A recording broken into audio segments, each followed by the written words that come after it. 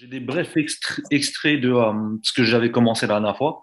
Après, ça peut être intéressant pour les aplats. En fait, ça fait tellement longtemps que j'ai pas fait de couleur que je me suis pas souvenu de comment c'était long. Là, ça concerne un gros aplat. Là, j'ai placé mes noirs avant. Vous allez voir plus en détail après sur une fleur. Vous voyez les trous que ça laisse un peu. Quand je parle de tracé, incision, insertion, la couleur c'est un peu la même chose. Un premier passage, pas trop furieux, il est quand même de rigueur. Vous allez voir après quand j'essuie, vous avez l'impression qu'il y a des trous parce qu'il y a des zones où le pigment n'est pas passé. Donc en fait, le premier passage, c'est une ouverture. C'est pas encore bien net. Je suis à la 9 Magnum. Généralement pour les packings comme ça, je privilégie quand même les petits faisceaux. Ça rentre mieux. Il y a moins de freins. Vous voyez, il y a encore des bons petits trous quand même, mais je passe à une autre zone. La couleur, c'est très agressif. Hein. Vous voyez toute ma zone, elle suinte, elle est quand même bien irritée, mais quand vous voyez le bas de ma pièce, avec ça dérougit très vite. Je laisse quand même 10 bonnes minutes de repos. Je passe à une autre zone et après je repasse après. Là, vous verrez pas de mouvement de balancier aussi. C'est pas du dépôt de points comme je dis en shading. Là, c'est vraiment du packing. Ça veut dire que mon aiguille, elle reste quand même sous la peau. J'y vais pas non plus comme un barbare. Là, il y a encore des petits trous. Il y a encore les rougeurs de la peau. Après, je mets ma nuance du dessous, là, sur les extérieurs. Là, je mets le blanc à la 5 RL et je double mes traits, ouais.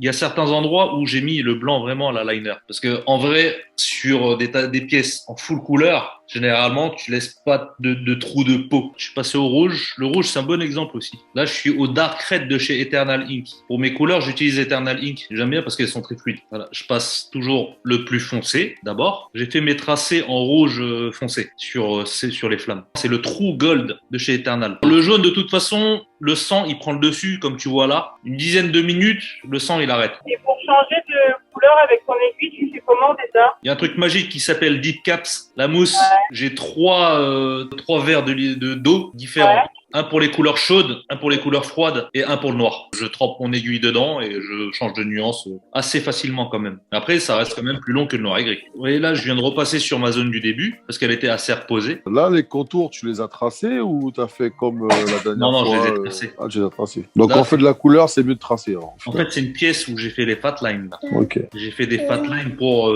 bien faire ressortir avec autant de couleurs. En couleur, si tu fais pas de fat line, tes lignes elles vont quand même ne plus se voir à la fin. Les démarcations elles vont être moins effectives. Fatline, c'est à partir de quel calibre? De FRL. Mes tracés extérieurs, je les ai faits à la 9 RS. Je trace avec la RS. Je mets le Lightning Yellow, le jaune le plus clair. Le résultat ne me convenait pas. Le True Gold, je le trouvais un petit peu trop clair pour le Dark Red. Et j'ai pas hésité pour la deuxième couche à mettre du orange là. Il y a un peu de reflet, donc la saturation, elle se voit pas bien. Là, tu fais zone par zone. Du coup, ça t'oblige à changer très régulièrement de nuance. Mais est-ce que ça serait possible de faire nuance par nuance? Par exemple, tu fais tous tes bleus foncés, après tu fais tous tes bleus clairs, après tu passes à tes couleurs chaudes, etc. En fait, moi, je te dirais que c'est possible d'éviter le zone par zone, mais après, je te conseille de faire des bleus foncés partout, après revenir en bas, faire du bleu clair partout, après faire du rouge partout. Vaut mieux que tu restes dans les teintes, c'est-à-dire que tu vas mettre toutes tes nuances de bleu par zone, et après tu passes au rouge. Vaut mieux faire ça que mettre couleur par couleur en zone par zone. Tu commences tes dégradés directement. Quand tu changes de couleur trop souvent par élément, tu vois, tu crées une irritation. Après, forcément, ta zone, quand tu vas repasser avec ta nuance du dessous, elle va être vachement irritée et je te garantis pas que ça rentre jusqu'au bout, tu vois, parce que ta peau, elle crée une autodéfense. Tu peux pas placer le bleu foncé là, après aller le placer en haut, tu vois. Il vaut mieux que tu fasses le bleu foncé là, la nuance du dessous, il faut que tu fasses toute la partie. Ça aussi, ça va dépendre aussi de tes lignes. Il faut que tu finisses une zone entourée de tracés. Parce que déjà, le tracé, il a irrité la zone, et il vaut mieux que tu finisses toute la zone avant d'en passer une autre. Tu peux t'organiser comme ça. Ouais, donc faire le tracé au fur et à mesure aussi, du coup.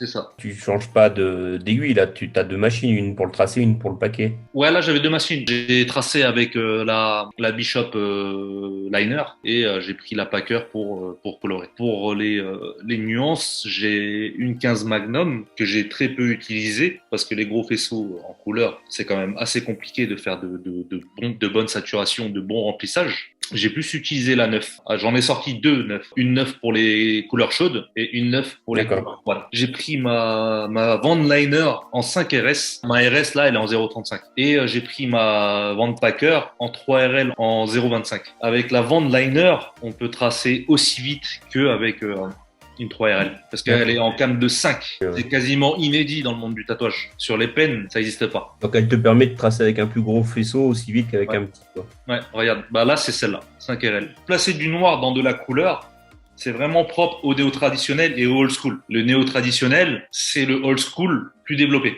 Là, je passe à la couleur. C'est le magenta de chez Eternal Ink.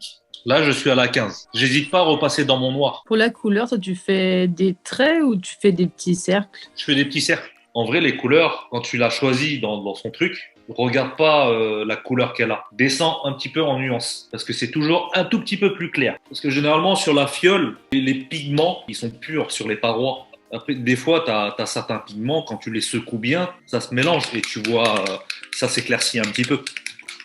J'ai fini toutes mes zones et là, je reviens. Je fais même un dégradé à l'extra dark même. J'hésite pas à mettre du greywash dans la couleur. Et ça correspond au néo-traditionnel. Par exemple, en new school, interdit. Là, je passe ma deuxième couche de magenta. Et vous voyez que ça sature beaucoup mieux là déjà. Là, je repasse mon deuxième coup de la nuance claire, du light magenta. Vous voyez, là, c'est plus saturé déjà qu'au début. Et là, je passe en plus clair pour les pétales intérieurs. Là, je passe du rose satin. Je place ma nuance plus claire. Là, c'est le Victorian Rose. C'est un des roses les plus clairs qu'on puisse trouver. Et tu peux même l'utiliser en couleur de peau. Vous voyez, la couleur, c'est vraiment des petits ronds, hein. Moi, j'appelle ça vraiment du travail sous peau. Et j'hésite pas à repasser au-dessus de la nuance foncée pour que mes liaisons soient bien. Voilà, ma fleur, elle est terminée. Je vous laisse. Ciao.